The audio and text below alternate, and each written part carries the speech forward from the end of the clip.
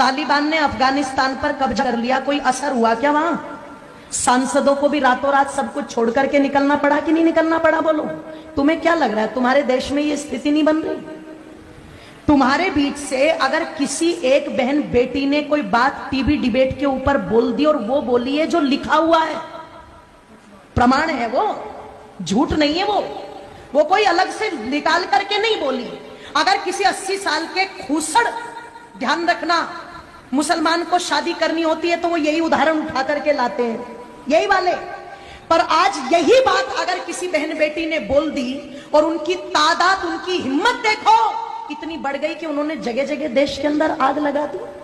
जब तुम्हारे शिव जी के बारे में बोला तो किसी के कानों पर चू तक नहीं रेंगी। तुम्हारी माता पार्वती के बारे में बोला तब कानों पर चू तक नहीं रेंगी। उन्होंने सीता को व्यभिचारिणी बता दिया तो तुम्हारे कानों पर चू तक नहीं रेंगी।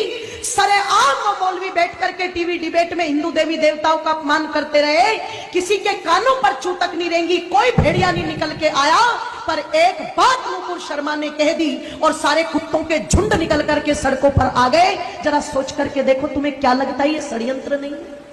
तुम्हें क्या लगता है ये पहले से कोई योजना नहीं है? आप जाते हो इबादत करने के लिए और उधर से एकदम से इतने पत्थर तुम्हें कहां मिल जाते हैं कि पुलिस वालों को पीछे हटना पड़ता है, पर वो पत्थर खत्म नहीं होते। आपको क्या लगता है इसके पीछे कोई योजना नहीं है? और इसके पीछे कोई योजना नहीं है कि जो भाईचारे के गीत सुनाए जाते हैं वो सारे के सारे गीत हमारे लिए है, क्या वो उन पर गीत लागू नहीं होता? अगर इतने शांति के स्थापित करने वाले हैं, अगर इतनी अल्लाह ताला की इबादत करने वाले हैं, तो जब नुपुर शर्मा के लिए देश में आग लगा दी तो जिन कुत्तों ने, ध्यान रखना, कन्हैया लाल की गर्दन काटी है, उनके लिए भी सड़कों पर आना चाहिए था कि नहीं आना चाहिए था?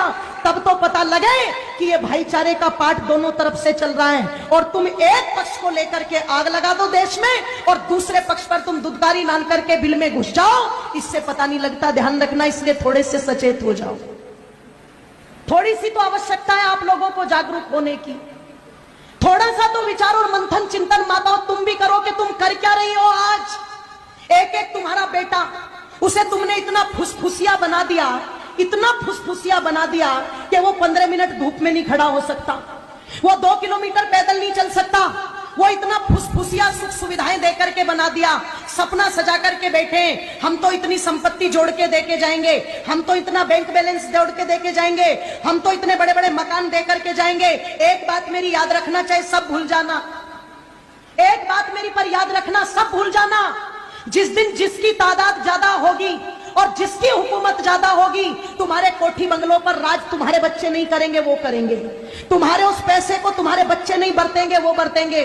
तुम्हारी संपत्ति पर मालिकाना अधिकार तुम्हारा नहीं होगा, उनका होगा। अगर यकीन ना हो तो कश्मीर का इतिहास ज्यादा पुराना नहीं है, अगर यकीन ना हो तो पाकिस्तान को अलग हुए ज्यादा समय नहीं हुआ है, जब रातों रात अपना सब कुछ छोड़कर के वहां से भगना पड़ा था। वो जमीन भी छोड़ी, वो कोठी बंगले भी छोड़े, वो धन संपत्ति भी छोड़ी। और इससे ज्यादा और दुर्गति क्या होगी कि छोटे छोटे दुधमुहे बच्चों को अपना पेशाब पिला पिला करके भारत तक उनको लाना पड़ा। तुम सोच करके देखो, ये स्थिति हो चुकी है। और अगर ये पहले हो चुका है, आगे नहीं होगा, ऐसा बिल्कुल भी मान करके मत चलना। क्योंकि जो कौम अपने भूले इतिहास से शिक्षा नहीं लेती, उस कौम के मिटने में कभी भी देर नहीं लगती।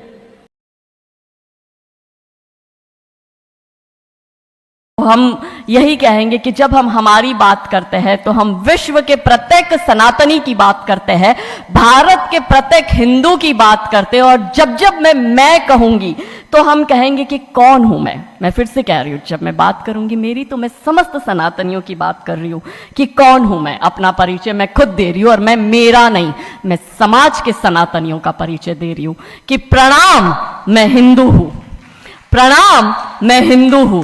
रुद्राक्ष की माला मैं भी मैं हूं, कृपान कटार और भाला मैं भी मैं हूं, श्वेत भी हूं और शुद्ध भी मैं हूं, विरुद्ध हो मेरे तो युद्ध भी मैं हूं, इतिहास में बहा आंसू और खून भी मैं हूं, अब जो कह के मिलेगा वो सुकून भी मैं हूं, कि इस धरती का मैं केंद्र बिंदु हूं, प्रणाम, मैं हिंदू हूं।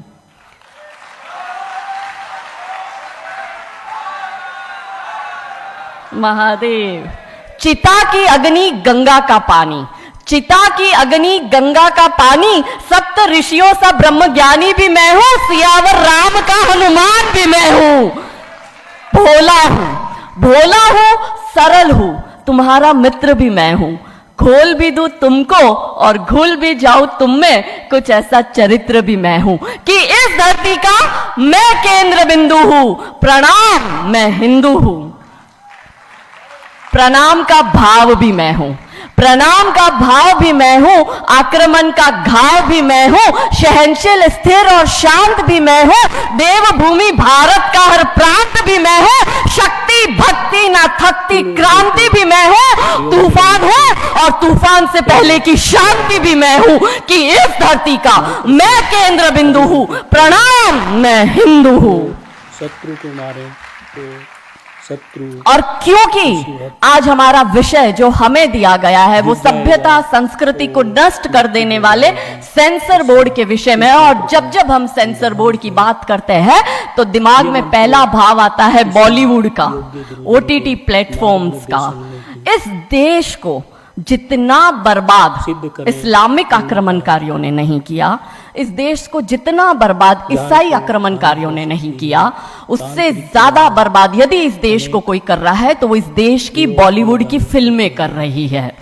रक्षा मंत्री, गृह मंत्री, लड़ाई पूरी नैरेटिव की है, ये पूरी लड़ाई आइडियोलॉजी की है। कैसे हमारे दिमाग को खराब करते हैं। हमें बचपन से ये बताया गया कि मुगल ने देश पर आक्रमण किया, नहीं, देश पर आक्रमण मुसलमानों ने किया था। उस व्यक्ति, हमें यह बताया गया कि इस देश पर आक्रमण अंग्रेजों ने किया, नहीं, इस देश पर आक्रमण ईसाइयों ने किया था। और ये मुसलमान और ईसाई जो बाहर से आए, हमने इनको फिर भी अपनाया, इस देश में जगह दी, स्थान दिया, प्यार दिया, इन्हें इनको बनाने दिए, मस्जिदें बनाने दिया इनको, इनका गिरजाघर, इन्होंने हमारे धर्मांतरण भी कराए। और आज हालत यह है कि भारत के 9 राज्यों में और 200 जिलों में हिंदू अल्पसंख्यक हो गया है, और यही चिंता सताए रहती है। तब आज हम सब इस मंच पर होकर यह चिंतन मनन करते हैं कि हम हमारे देश की और हमारे धर्म की रक्षा कैसे करेंगे, क्योंकि धर्म बचेगा तो ही देश बचेगा, नहीं तो सिर्फ अवशेष बचेगा। कृष्ण बचेंगे, राम बचेंगे, चारों पावन धाम बचेंगे। इसलिए धर्म की रक्षा जरूरी है। और इस देश को बर्बाद करने का सबसे बड़ा षड्यंत्र जब सेंसर बोर्ड द्वारा बॉलीवुड के माध्यम से किया जाता है, तब 3 स्टेज पर, क्योंकि हम कहते हैं ये देश जो है वो है धरती माता, हम इसे कहते हैं भारत माता, यहां देवियों का नाम पहले लिया जाता है। तो कैसे नैरेटिव बदला जाता है कि इस देश की महिलाओं का दिमाग खराब कर दो, देश अपने आप खत्म हो जाएगा। साउथ अफ्रीका की एक बहुत बड़ी यूनिवर्सिटी में कहा गया था कि किसी भी देश को बर्बाद करने के लिए वहां पे बम, बारूद, गोला, असला दागने की, मिसाइल दागने की जरूरत है ही नहीं। आप उस देश की सामाजिक व्यवस्था, सांस्कृतिक व्यवस्था, शैक्षणिक व्यवस्था और पारिवारिक व्यवस्था को खत्म कर दो, वो देश अपने आप खत्म हो जाएगा। अब यही षड्यंत्र चल रहा है। कैसे चल रहा है? 3 स्टेज पे काम होता है। 25 वर्ष तक की बच्चियों को बिगाड़ने का काम बॉलीवुड अपने टीवी सीरियल के माध्यम से करता है। 25 से 35 वर्ष की शादीशुदा महिलाओं का जीवन और उनके परिवार को बर्बाद करने का काम एकता कपूर जैसी महिलाएं अपने टीवी सीरियल के माध्यम से करती है। और जो नौकरी करती हुई बहन बेटियां महिलाएं हैं, जो कि वर्किंग विमेन हैं, उनका दिमाग खराब करने का काम ये ओटीटी प्लेटफॉर्म्स अपने वेब सीरीज के माध्यम से करता है। कैसे करता है, मैं संक्षिप्त में एक एक उदाहरण देकर आपके समक्ष रखूंगी। और बहुत जरूरी है कि जब हम तो एक साधारण व्यक्ति है, हम संसारिक जीवन में रहते हैं, लेकिन यहाँ पर जो उपस्थित हमारे संतगण है, महंतगण है, इनके बहुत बड़ा फॉलोअर्स ग्रुप रहता है, बहुत से लोग आते हैं, बहुत सी महिलाएं आती है। ये बात वहां तक पहुंचे क्योंकि वो यहाँ पर उपस्थित नहीं है, पर हमें पता है कि वीडियो के माध्यम से हमारे संत श्री, हमारे महंत श्री हमारी ये वाणी जो है उन तक पहुंचाएंगे कि कैसे करते हैं। ये एक फिल्म बनाते हैं, 25 वर्ष की तक की बच्चियों को कैसे बिगाड़ना है। हिंदुओं के परिवारों को बिगाड़ने के, तोड़ने के षड्यंत्र चल रहे हैं। और सिर्फ एक हिंदू को नहीं खराब करना है, उसके पूरे के पूरे कुटुंब को बर्बाद कर देना है। तो एक भारत की महिला 2 परिवार को जोड़ती है, मायका पक्ष और ससुराल पक्ष। और हम कहते हैं कि भारत की परिवार व्यवस्था जो है वो मानवता की सबसे बड़ी देन है। तो इसी व्यवस्था को खत्म कर दो। कैसे कर दो? तो ये एक फिल्म बनाते हैं, अतरंगी रे। हमारी क्योंकि दीदी भी यहाँ उपस्थित है जो कि सेंसर बोर्ड में सदस्य है, तो हम इतना उनसे विनती करेंगे कि हमारी ये बात भी उन तक पहुंचाए। सिस्टमैटिकली ये फिल्मों में लड़की दिखाएंगे हिंदू की, लड़का दिखाएंगे मियां भाई का, और उसमें भी दिखाएंगे कि वो लड़का चाहे अनपढ़ हो, चाहे गवार हो, चाहे आतंकवादी हो, चाहे पंचर छाप हो, और वो हिंदू की लड़की चाहे कितनी पढ़ी लिखी हो, लेकिन उसका परिवार जो है वो रूढ़िवादी है, वो रिग्रेसिव है, और उसके सामने यदि वो घोड़ा भी चला रहा है, खच्चर टट्टू भी चला रहा है, तो वो बड़ा प्रोग्रेसिव है, वो बड़ा संस्कारी है। कैसे करते हैं? ये एक फिल्म बनाते हैं अतरंगी रे। अतरंगी रे फिल्म में, जो कि आज की युवा बच्चियों का लेटेस्ट क्रश है, सारा अली खान हीरोइन लेते हैं। हमारी युवा बच्ची इसको फॉलो करती है। उसमें यह दिखाते हैं कि सारा अली खान जो एक मुस्लिम लड़के के प्यार में पड़ जाती है और अपने परिवार से विरोध कर कर, उनसे लड़ झगड़ कर ट्रेन में बैठकर वो भाग जाती है। उसी ट्रेन में एक संवाद होता है उस पिक्चर के हीरो का और उसी हीरोइन का। दोनों अपनी अपनी लव स्टोरी शेयर करते हैं। तो हीरोइन पूछती है हीरो को कि तुम्हारी लव स्टोरी बताओ। तो वो कहता है कि कल मेरी शादी होने वाली, और लव स्टोरी तो मेरी लव स्टोरी है कि मैंने बचपन से जिस लड़की से प्यार किया, जिसके साथ पढ़ाई की, जिसके साथ मैं बढ़ा हुआ, उसी लड़की से, मेरी बचपन की मित्र जो मेरे समाज की है, जो मेरे गांव की है, उसके साथ ही मेरी शादी होने वाली है। तो वो हीरोइन कहती है अरे ये और कोई लव स्टोरी है, ये लव स्टोरी नहीं हो सकती। तो हीरो पूछता है तो फिर क्या हो सकती है लव स्टोरी? तो वो कहती है कि मैंने एक मुस्लिम लड़के से प्यार किया है, मैं ठाकुरों की लड़की हूं, पूरा समाज, पूरा घर, पूरा परिवार मेरे खिलाफ है, और मैं उन सबको ठोकर मारकर, उनकी भावनाओं को ठोकर मारकर अभी ट्रेन में बैठकर भाग रही हूं उस लड़के से शादी करने के लिए। और वो हीरोइन वहां पे डायलॉग देती है कि लव स्टोरी तो मेरी लव स्टोरी है कि मैं ठाकुर की लड़की और वो कतई मियां भाई, और ये है असली लव स्टोरी। तब हमारी 13, 14, 15 साल की युवा बच्ची, जिसके शरीर में हार्मोन्स चेंज होते हैं, आकर्षण होता है विपरीत व्यक्ति के लिए, तब वो आकर्षण में ये सोचती है कि हिंदू होके हिंदू बॉयफ्रेंड नहीं रखना, हिंदू होके हिंदू से प्यार नहीं करना। आप इतिहास में छपेगी, आपकी लव स्टोरी तभी बनेगी जब आप किसी मियां भाई से प्यार करेगी और उससे शादी करेगी।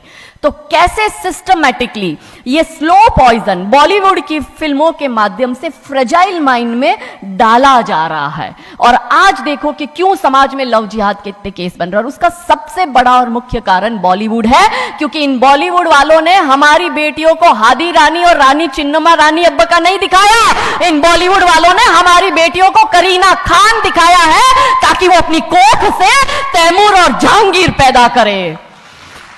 ये बॉलीवुड वाले लव स्टोरी पर फिल्म बनानी है तो ये हादी रानी और राजा रावत सिंह चुड़ावत पर क्यों नहीं बनाते?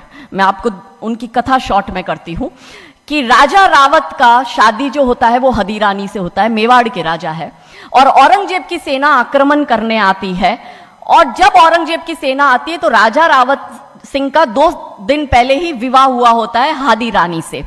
तो राजा जी की इच्छा नहीं होती कि मैं युद्ध लड़ने जाऊं, तो हादी रानी बड़े क्रोधित होते हैं। वो कहते तुम मेरी चिंता छोड़ो, तुम अभी इस मातृभूमि की रक्षा के लिए, इस धर्म की रक्षा के लिए आप युद्ध भूमि में जाओ, और आप मेरी चिंता मत करना। यदि आप बलिदान भी हो जाओगे तो मैं प्राउडली अपने आप को आपकी विधवा कहूंगी।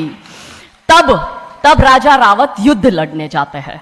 युद्ध भूमि में राजा रावत जी को हादी रानी की बहुत याद आती है, क्योंकि नई नई शादी हुई होती है, तो नई बियाई दुल्हन को छोड़ के आए होते हैं, तो बहुत याद करते हैं। तो वो अपने दूत को कहते हैं, अभी सेना आने में समय होता है और युद्ध में भी समय होता है, तो वो कहते हैं अपने दूत को कि जा तू रानी सा के पास जा महल में, और उनसे कहे कि राजा जी को आपकी बहुत याद आ रही है, आप अपनी कोई एक निशानी उनके लिए भेजो। दूत भी बड़ा टेंशन में आ गया कि ये युद्ध भूमि में बैठे और इनको हादी रानी की याद आ रही है, ये युद्ध लड़ेंगे कैसे और जीतेंगे कैसे। पर वो दूत डरते डरते पहुंचा रानी सा के पास, और रानी सा को कहता है कि राजा रावत जी ने आपकी एक निशानी मंगाई है, उनको आपकी बहुत याद आ रही है। तो रानी सा बहुत क्रोधित हो जाते कि ये मेरा पति कैसा, ये युद्ध लड़ेगा कैसे, औरंगजेब की इतनी बड़ी विशाल सेना है, यदि जहां युद्ध भूमि में बैठकर उसको रणनीति बनानी है वहां वो मेरी निशानी मंगवा रहा है। तब हमारी हादी रानी क्रोधित होती है, हाथ में तलवार लेती है, अपनी गर्दन काटती है, थाल में सजा के दूत को देती है और कहती है जा तेरे राजा को जाके दे देना मेरी निशानी। तब वो दूत युद्ध भूमि में जाता है, राजा जी को हादी रानी की निशानी यानी कि उनका कटा हुआ मुख देता है। राजा जी बड़े दुखी हो जाते हैं, उनको लगता है उनसे बहुत बड़ी गलती हो गई। राजा जी रानी की अंतिम इच्छा समझ जाते हैं। रानी जी के लंबे बाल होते, उन बाल की वो माला बनाते हैं, उनके मुख की माला बनाते, वो युद्ध लड़ते हैं, औरंगजेब से युद्ध जीतते हैं। और जीतने के बाद राजा रावत वहीं युद्ध भूमि में अपना बलिदान देते, अपनी गर्दन काटकर वहीं अपने जीवन का त्याग करते हैं। यह है लव स्टोरी। पर बॉलीवुड इस पर फिल्म नहीं बनाएगी कि इतिहास चुराए नहीं है, हमने इतिहास बनाए हैं और लाखों शीश कटे हैं रण में, तब जाके हिंदू कहलाए हैं। ये महान गौरवशाली इतिहास हमारा, पर बॉलीवुड इसका इतिहास हमारे समक्ष आने नहीं देता। अब रहा 25 से 35 वर्ष की महिला, कैसे बिगाड़ती है एकता कपूर। वही sari, typical dress, typical getup, पीछे उसकी सीरियल में एकता कपूर की सीरियल में पीछे बहुत बड़ी अंबे मां की मूर्ति। दिखाएंगे कैसे हिंदू महिला को, क्योंकि परिवार खत्म करना है हिंदुओं का। तो वो एक से प्यार करेगी, शादी दूसरे से करेगी, जीवन में तीसरा पुरुष आएगा, फिर दूसरा मर जाएगा, फिर उसको चौथा पसंद आने लगेगा, फिर जो मर गया वो जिंदा हो जाएगा, फिर कंफ्यूज हो जाएगी किसके साथ जाऊं, दूसरे के साथ कि चौथे के साथ। क्या हमारी भारतीय महिलाएं, क्या हमारी हिंदू महिलाएं, सबसे बड़ा प्रश्न यह है कि क्या हम 4-4 पुरुषों के साथ अफेयर करते हैं?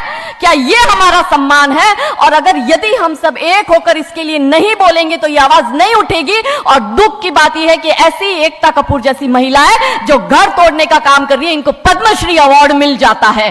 कैसे मिलता है? भारत सरकार से इस भूमि पर खड़े होकर मैं निवेदन करती हूं कि आप ऐसी महिलाओं के पद्मश्री वापस लो, क्योंकि ये महिलाएं हिंदू परिवारों के मकान, घर तोड़ने का काम कर रही है। और तीसरा और अंतिम, नौकरी करने वाली बहनों का दिमाग कैसे खराब करना है। तो ओटीटी प्लेटफॉर्म के माध्यम से ये दिखाएंगे कि यदि आप नौकरी कर रही है तो आपके सास ससुर आपके पैर की जूती, आपका पति आपके पैर की जूती। बच्चा पैदा करने के लिए आपको किसी से शादी करने की जरूरत नहीं है, आपको ससुराल व्यवस्था में रहने की जरूरत नहीं है, और आप है फेमिनिस्ट। और स्त्रीवाद का झंडा दिखाकर हमारी बहन बेटियों को एक हाथ में शराब का ग्लास, दूसरे हाथ से सिगरेट फूको, अंग्रेजी में गालियां बको और आप अपने आप को फेमिनिस्ट कहो। क्या यह फेमिनिज्म है भारत की धरती का? ये कभी नहीं हो सकता। रानी चिन्नम्मा, रानी अब्ब का फेमिनिज्म का उदाहरण है। और दूर जाने की जरूरत नहीं है, हमारी परम पूजनीय दीदी मां साध्वी रितंबरा दीदी मां फेमिनिज्म का सबसे बड़ा उदाहरण हमारे समक्ष है। रानी नायका देवी, रानी लक्ष्मीबाई हमारे लिए फेमिनिज्म का सबसे बड़ा उदाहरण है। तो यहां उपस्थित सभी महानुभावों से हम यही विनती करते हैं कि फिल्म के माध्यम से ड्रग्स, अश्लीलता और गाली गलौच ये दिखाने के सिवाय कुछ नहीं होता। तो हम सब मिलकर एक साथ एक आवाज उठाए कि इन चीजों का बंद होना बहुत जरूरी है, क्योंकि आने वाली पीढ़ियों को बर्बाद करने का काम ये लोग अपने टीवी सीरियल और फिल्मों के माध्यम से कर रहे हैं। और क्योंकि शुरुआत भगवान राम जी के नाम से करी थी, तो अंत भी हम भगवान राम जी के नाम से करना चाहेंगे कि कौन है राम। राम जो है चेतना है, बिंदु है, बिंदु जिससे प्रस्फुटित है तेज, तेज जो कि इस समस्त सृष्टि की रचना की कल्पना का हेतु है, अनाम है। अनाम जो है पंक्ति में प्रथम, प्रथम है धर्म धैर्य का, है शौर्य का, अनंत अंत क्रोध का, प्रचंड युद्ध का, निलय प्रलय विराम है, विराम है अहम का, है शोध इस अनंत का, अनंत मुक्त क्रोध का, अनंत भक्ति बोध का, अनंत शक्ति स्रोत का, अनंत मोक्ष धाम है। वो एक नाम राम है, वो एक नाम, वो एक नाम, नमः पार्वती पते हर हर महादेव। बहुत बहुत धन्यवाद, बहुत बहुत आभार। Thank you.